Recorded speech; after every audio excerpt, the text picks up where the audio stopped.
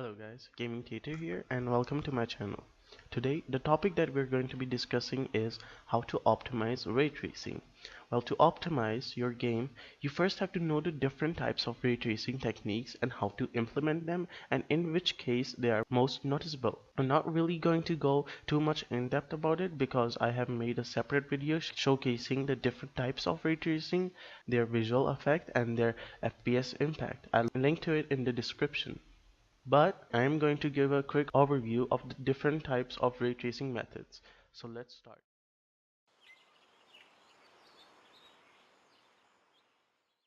There are four types of ray tracing. First, there are Raytrace Shadows.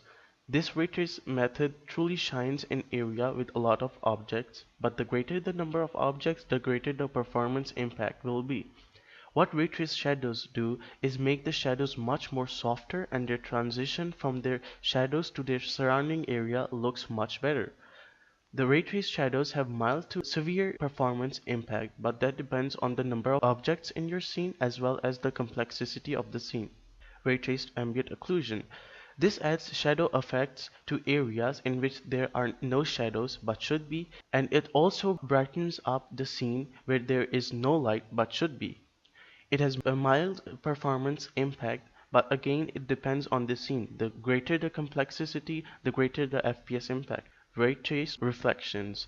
This adds real-time reflections to surfaces as well as makes anything slightly reflective render the area or room that it is inside, causing a huge FPS drop. The FPS drop is greater in textures or materials with a roughness set to 0.5, 0.7 or 0.3. This is something that I've talked about in depth in another video as well as showed an example of.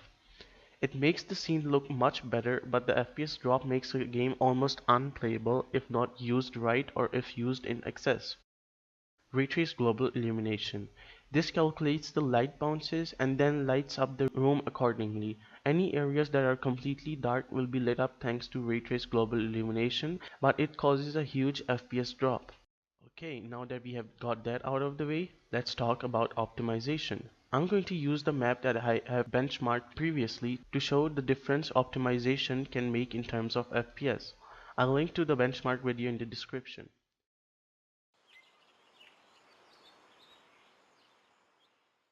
So first, what you'd want to do is create a widget to turn ray trace on and off without any hassle.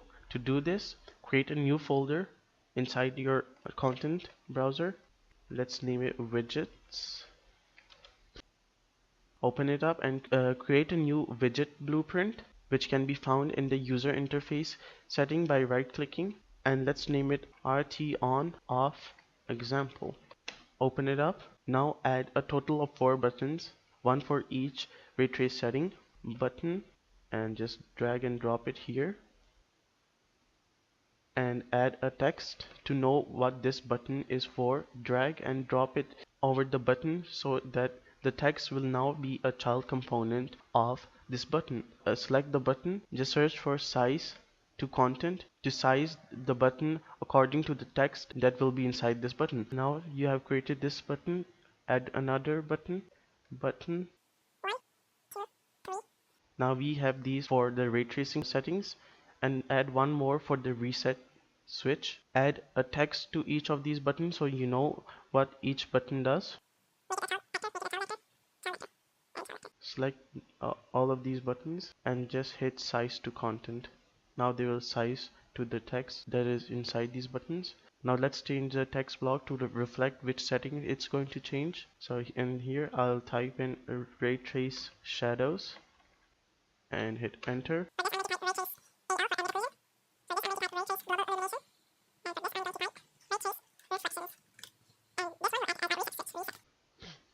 Okay, let me just align them. Before you align these boxes, you have to make sure that you just lock the text so that whenever you select the text, it also automatically selects the button as well.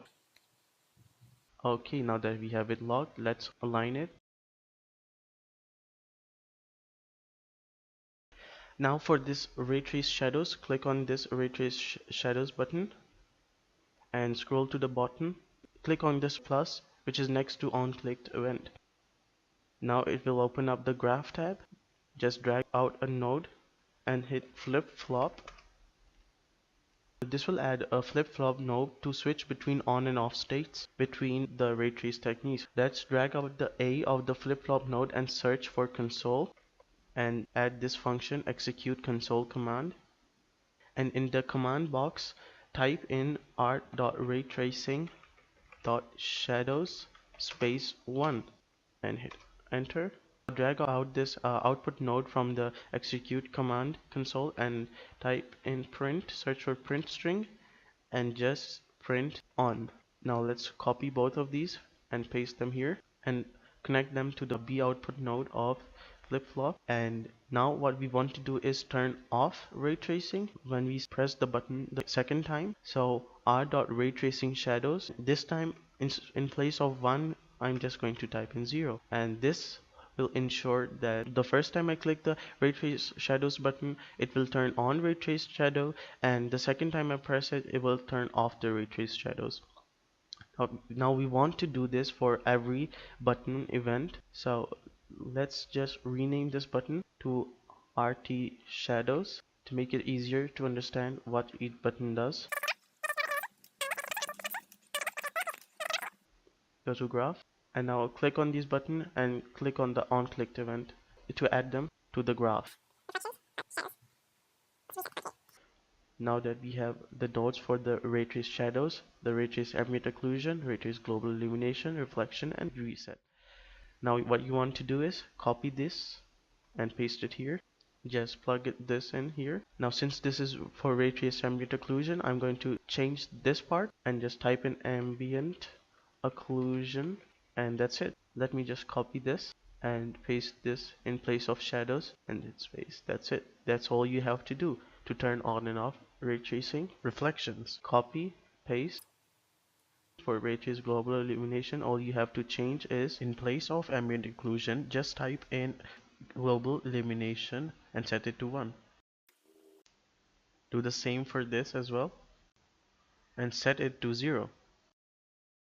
Same thing here. Now in place of ambient occlusion, just type in reflections. Change the same thing here. And now for the reset node, what I'm going to do is drag this node out, search for sequence, hit enter, and click on the add pin button 2 times. Now what I'm going to do is drag out this 0 node and connect it to the console command that disables Raytrace Shadows. Double click to add a reroute node, and first it will disable Raytrace Shadows, then it will disable Raytraced Ambient Occlusion, then it will disable Raytrace Global Illumination, and then it will disable Raytrace Reflections and hit compile. That's it. That's all you have to do. Now whenever you'll press the Raytrace Shadows button, it will enable Raytrace Shadows, and then if you press the button the second time, it will disable Raytrace Shadows. The same logic applies for the other buttons and their respective functions. Now as for the reset button, it will disable the different ray tracing techniques in a sequence. First it will disable Raytrace Shadows, and then it will disable Raytrace Ambient Occlusion, and then it will disable Raytrace Global Illumination, and then it will disable Raytraced Reflection. That's it for the widget. Now what you want to do is load it up every time you click on play. Open up your level blueprint and find the on event begin play and drag out the on event begin play node and search for create widget, and in the class search for Raytrace on off example and drag out the return value and search for add to viewport, and that's it. Hit compile, and now it should load up the widget whenever we press on play. Let's test it out. Play. It added the widget. Let's see if it actually makes a difference. Hit play. Now let's check if our buttons are working or not. If I click on the Raytrace Reflections button, you can see that it turned on Raytrace Reflections. If I click it again and turn it off, you can see Raytrace Reflections just got disabled. Now if I press on Raytrace Global Illumination, it enabled Raytrace Global Illumination. Press it again to disable Global Illumination. Pressing on Raytrace Ambient Occlusion enabled Raytrace Ambient Occlusion. Raytrace Shadows on, off. So now we know that the buttons work. Let's check if our reset button works. First let's turn on every ray trace setting, and now If I hit reset, you can see that the settings turned off. So now we're sure that everything works like it should. I added the print strings for this purpose to know whether a ray trace setting has been turned off or on. With this done, our widget has been completed and now we can move on to some optimization.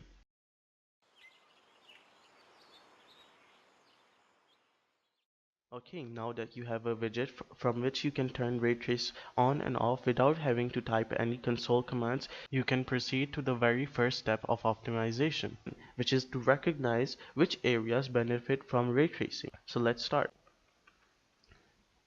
Now, first let's see what visual difference ray tracing makes in different scenes. So if I hit play, reset to ensure that there is no ray trace setting enabled in our scene.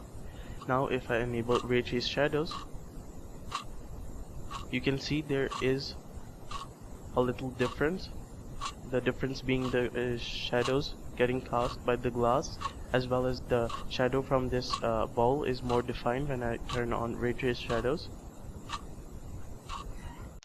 It does not make much of a difference in terms of visual quality. However, it does decrease the FPS a lot, so I do not want to enable Raytrace Shadows, so I turn it off. Now, let's enable Raytraced Global Illumination. You can see that Global Illumination lights up the area a bit but causes FPS to drop to 5, so no point of adding it to your scene. Let's turn it off. Now let's add Raytrace Reflections. Raytrace Reflections adds these beautiful reflections on the floor as well as the handles of these drawers and cupboards, but they cause FPS to drop severely for us to implement them. Sure, people with higher end GPUs can always enable this setting, but you have to keep in mind Steam hardware survey results. According to it, majority of gamers, about 30%, own a GTX 1060, 1050 Ti and 1050. So if you can get your game to run on something as low as a GTX 1060, it would mean a lot of good PR and your game might go viral as an example of how to implement ray tracing effectively. So basically, don't enable ray tracing just because it adds some shiny things in the scene. Enable it only where it makes a difference while still maintaining a good FPS. Now let's disable Raytrace Reflections because they cause the FPS to drop too much, and enable Raytrace Ambient Occlusion. You can see that it makes a difference in terms of visual quality while still enabling us to play near 30 FPS, and this is without any further optimizations. Disable, you can see how harsh this area is in terms of shadows, and if I enable it, you can see it lit up much more. The shadows here become harsher because there's less light going here. So in the kitchen, we are going to enable Raytraced Ambient Occlusion. So this is how you know what you want to enable inside a scene. Now let's move on to our dining room. Reset to disable any ray trace setting. Now let's see the different ray trace methods here. Raytrace Ambient Occlusion. On, you can see that the shadow here became much more prominent versus off, which means this will just light up without any shadow clarity. Let's look here as well. Raytrace Ambient Occlusion on versus off. If you turn on Raytrace Ambient Occlusion here, you can see that the shadows behind this leaf is more defined, and if you turn it off, shadows just goes away. It doesn't really cost too much FPS. We can enable it, but before we do, let's try out the different ray trace settings as well. First hit reset, enable Raytrace Global Illumination. You can see it lit up the scene a little bit, but there is no great gain in terms of visual quality, but a lot of FPS drops, so we do not want to enable Raytrace Global Illumination. Let's disable it. Now enable Raytrace Reflections. You can see that it adds a very nice reflective effect to the floor and to the handles of this cupboard, but it causes a severe FPS drop, so Raytrace Reflection is a no-go for me. Now let's try Raytrace Shadows. you can see the shadows became much softer, but the FPS are very low. So now you might be thinking that you will not be able to enable Raytrace Shadows. However, there is a quick fix which can increase the FPS by 50%. So what you're gonna want to do is hit escape, make the screen smaller. By default, every light has Raytrace Shadows turned on. Raytrace Shadows. Every light has Raytrace Shadows turned on. What this means is that whenever I enable Raytrace Shadows, it gets enabled throughout the map. This causes a huge FPS drop. This is because even in the scenes which are not visible to the player, Raytrace Shadows calculation is being done by the GPU. This is why the FPS drops so much. As we had previously decided that we only want to turn on Raytrace Ambient Occlusion in the kitchen, this is why we can disable the Cast Raytrace Shadow in the kitchen. Cast Raytrace Shadows in the kitchen. Edit. Since I'm using a blueprint, I'm just going to edit this blueprint here, and then it will apply. The changes will apply throughout the map. So let me just select my point light plus my rectangular light and search for ray trace and disable cast ray trace shadows. What it will do is now not cast any ray trace shadows. To see it in action, let's just hit play, reset, and F11, enable Raytrace Shadows. Enable Raytrace Shadows on versus off. You can see there is no difference because I just disabled Cast Raytrace Shadows option in the blueprint. So now no Raytrace Shadows are being cast. The only Raytrace Shadows that are being cast is in the dining room, which is here. Now since I've disabled the Raytrace Shadows in the kitchen, you can see the FPS have increased by 15 to 13 FPS. Now I'm getting 23 FPS. There is still one more light which is in two more lights which are inside this bathroom. Select both of these lights and just uncheck Cast Raytrace Shadows and hit play, make it bigger. You can see I'm getting 25 FPS, 27, 25. Now to further optimize our scene, what we need to do is only enable cast ray trace shadows from either the point light or the rectangular light. Don't worry, it will still look as good even with one ray trace shadow casting light. First, let us see which light we should cast our ray trace shadows from. If we cast ray trace shadows only from our point light while disabling our ray trace shadow from the rectangular light, just uncheck this. This is how the scene will look like. So as you can see, the scene looks as if there is no Raytrace Shadows enabled at all. The shadows are all harsh and it does not look good. Now if I enable Raytrace Shadows only in the rectangular light and disable it from the point light, this is how the scene will look like.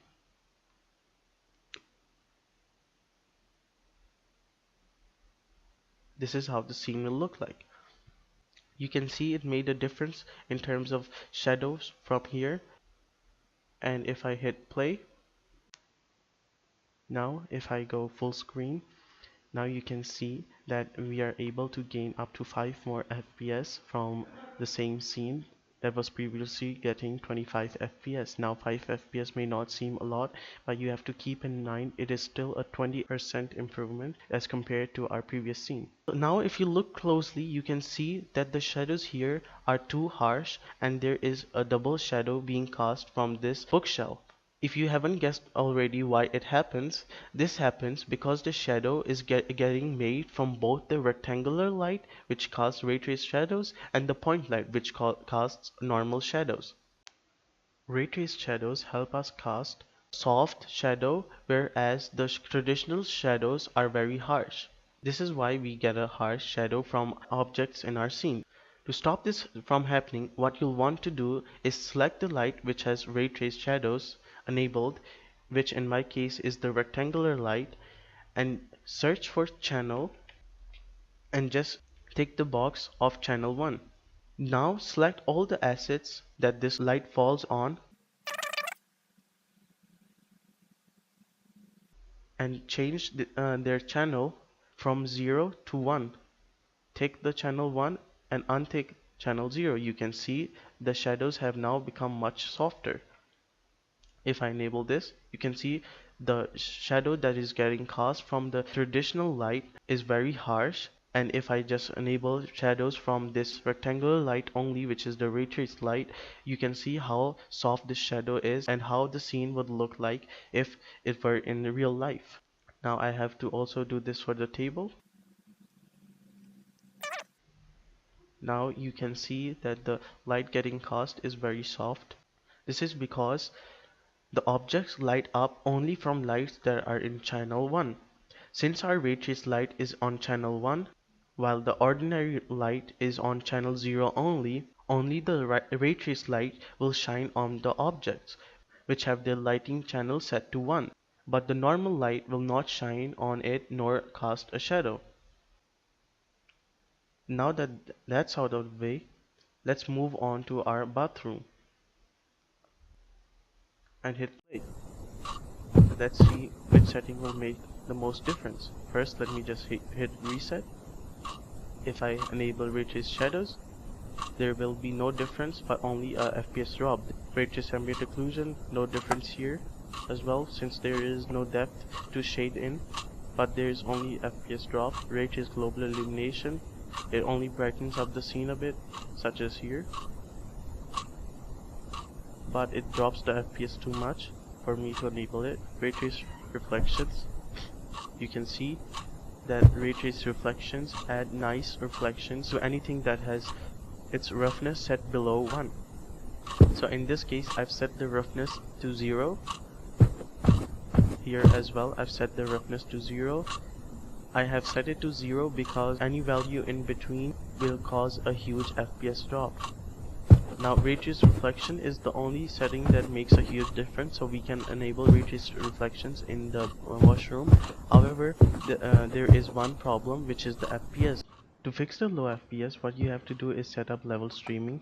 What level streaming does, it loads and unloads different parts of the level through the use of blueprints. So we can load one part while unloading the rest of the level, which is not visible to the player. So for example, as soon as the player enters this toilet, the dining room as well as the kitchen and the starting room will get unloaded from the map, thus causing an increase in FPS. This is something that I will show you how to do tomorrow. Another thing that I will show you how to do tomorrow in my next tutorial is how to enable and disable different ray tracing techniques through the use of triggers that I will place around throughout this level. So as soon as the player overlaps that trigger, it will disable or enable specific ray tracing techniques.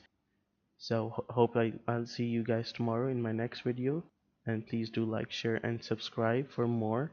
Bye.